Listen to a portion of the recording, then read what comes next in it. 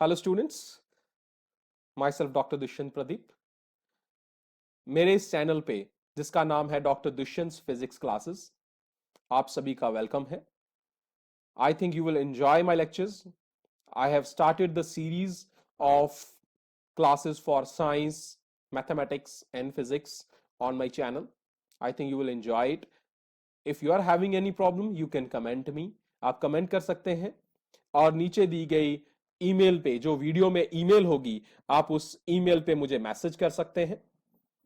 कोई भी इश्यू हो या कोई आप एक टॉपिक पढ़ना चाहें तो आप मुझे उसी समय आप कमेंट करें या कमेंट बॉक्स में डालें या मुझे मैसेज कर दें, ईमेल कर दें।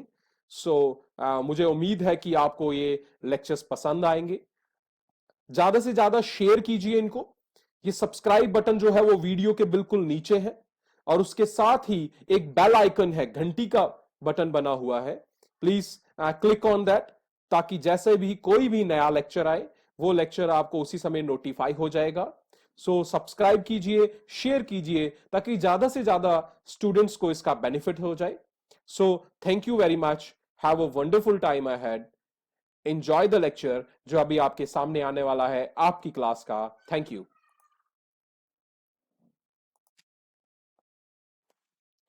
हेलो एवरीवन, मेरा नाम डॉक्टर दुष्यंत प्रदीप है और आप देख रहे हैं इस समय मेरा channel doctor Dushyant physics classes. पिछले कुछ लेक्चर्स में हमने पढ़े हैं मिरर की रे डायग्राम्स, लेंस और लेंस की रे डायग्राम्स। और आज के लेक्चर में हम स्टडी करेंगे छोटी छोटी दो terms, lens formula and magnification, और इन दोनों के बेसिस पे कुछ न्यूमेरिकल प्रॉब्लम्स, ताकि आपको अच्छे से कंसेप्ट मिल जाए लेंस फॉर्मूला और मैग्निफिकेशन का। चलिए स्टार्ट करते हैं। सबसे पहली चीज जो है, what is lens formula? What is lens formula here? Actually lens formula जो है वो भाई एक रिलेशन है। लेंस फॉर्मूला क्या है? रिलेशन है। रिलेशन किसके बीच में है? रिलेशन है ऑब्जेक्ट का कितना डिस्टेंस है लेंस से, ऑब्जेक्ट डिस्टेंस, और इसे रिप्रेजेंट कर रहे हैं हम ऑब्जेक्ट डिस्टेंस को स्मॉल यू से। नंबर 2, इमेज डिस्टेंस, कि इमेज कितनी दूरी पे बनी है लेंस से। इमेज डिस्टेंस, इसे रिप्रेजेंट करते हैं स्मॉल v से। And the last one, the focal length of that lens, focal length f, small f से रिप्रेजेंट कर रहे हैं। इन तीनों वेरिएबल्स u v f के बीच का जो आपका रिलेशन है, उस रिलेशन को हम कहते हैं lens formula. And it can easily be written as 1 by f is equal to 1 by v minus 1 by u। Done. और अगर आप u की टर्म को पहले लिखना चाहते हैं, minus 1 by u plus 1 by v। तीनों चीजें आ गई। You got f, you got v, you got u. It is the relation between u, v and f. तो ये एक टर्म आपकी बन गई। इसी की फॉर्मेशन में अब आपको मैं यही समझा देता हूं कि मैग्निफिकेशन क्या है। क्या है भाई? नेक्स्ट टर्म क्या है आपके पास? मैग्निफिकेशन। वी हैव सीन कि जब भी कई बार हम आपकी ऑब्जेक्ट की पोजीशन को चेंज करते हैं, मेरा इमेज जो है या तो वो ऑब्जेक्ट से बड़ा बनता है, तीन केसेस बनते हैं, आइदर लार्जर, स्मॉलर और इक्वल। तीन ही चीजें हैं, या तो बड़ा बनेगा या बराबर बनेगा या इक्वल बनेगा। ये जो कंसेप्ट है, द रेशियो है, किसकी? कंपैरिजन है कि ऑब्जेक्ट का साइज कितना होगा और इमेज का साइज कितना होगा। यही जो आपका कंसेप्ट है, यही जो आपका रिलेशन है, इसी रिलेशन को कहते हैं मैग्निफिकेशन। क्या कहते हैं? मैग्निफिकेशन। मैग्निफिकेशन को अगर हम स्मॉल m से रिप्रेजेंट करें तो ये क्या है? It is the ratio of size, किसका? किसका साइज बन रहा है? इमेज का। किसका बन रहा है? Size of image to the size of object, size of object. अब आपका क्वेश्चन होना चाहिए, सर साइज का मतलब क्या है? भाई साइज का मतलब है height, height of image to the height of object. Object और इमेज की हाइट का रेशो जो है, ठीक है, that is known as magnification. और मैग्निफिकेशन जब हम निकालते हैं, इसे हम, अगर आप ऑब्जेक्ट और इमेज डिस्टेंस की फॉर्मेशन में लेना चाहते हैं, तो that is v upon u, v upon u. तो आपकी फॉर्मेशन इस तरह से भी आ सकती है, ऑब्जेक्ट इमेज डिस्टेंस की फॉर्मेशन में भी आ सकती है, और आपकी हाइट ऑफ ऑब्जेक्ट और इमेज की। तो आपको दो फॉर्मूलाज मिल गए, एक फॉर्मूला मिल गया हाइट ऑफ इमेज, आप हाइट ऑफ ऑब्जेक्ट। अगर आपको हाइट ऑफ इमेज और ऑब्जेक्ट मिल जाए, कि पता लग जाए कि भाई कितना बड़ी इमेज है या छोटी है, और ऑब्जेक्ट की इमेज की हाइट का पता है, तो दोनों के जो रिलेशन है, दैट रिलेशन इज मैग्निफिकेशन। या अगर आपको ऑब्जेक्ट और इमेज के डिस्टेंसेस पता हैं, तब भी आप मैग्निफिकेशन की वैल्यू निकाल सकते हो। ये बात समझ आ गई आपको? चलिए अब हम कुछ एग्जाम्पल्स करते हैं, जिससे आपको यह सारा समझ आ जाएगा कि आपके पास इन्हें यूज कहां करना है, इन्हें यूज कहां करना है। अब एक छोटा सा क्वेश्चन आपको मैं लेके देता हूं कि आपने मैग्निफिकेशन की टर्म कैसे निकालनी है। क्या निकालनी है?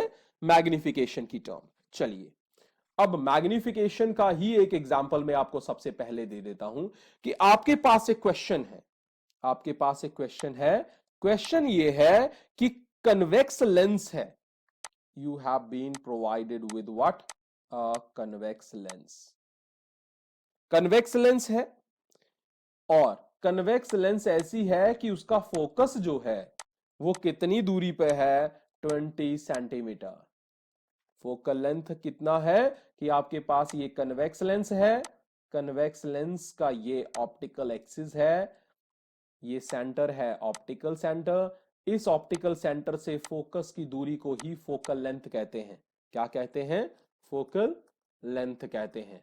और यही दूरी आपकी जो है O से F, इस O से F के गैप को ही हम फोकल लेंथ कहते हैं। और ये फोकल लेंथ आपकी कितनी है? 20 सेंटीमीटर। ये गिवन है आपको। At what distance from the lens should be the object be placed. अब आपने ये बताना है कि ऑब्जेक्ट से कितनी दूरी पे, मान लीजिए ये है आपका ऑब्जेक्ट ए बी, ये डिस्टेंस बी ओ कितना होना चाहिए? ओ बी हमने निकालना है, फाइंड करना है। ये ओ बी कितना होना चाहिए ताकि इमेज जो है, इमेज जो है वो दूसरी side, on the other side of the lens, इस साइड कहीं बने, इस साइड कहीं बने। और वो कैसी हो? कहां बने? 40 सेंटीमीटर। ये डिस्टेंस जो है सी, ओ सी जो है, that is 40 centimetre. Means you have been given f, f कितना है? 20 centimetre. You have been given the image distance V, that is 40 centimeter. You have to get the value of object distance. ये समझ आई आपको बात? भाई आपको F दिया गया है, आपको सब कुछ दिया गया है, आपकी वैल्यू आपने निकालनी है।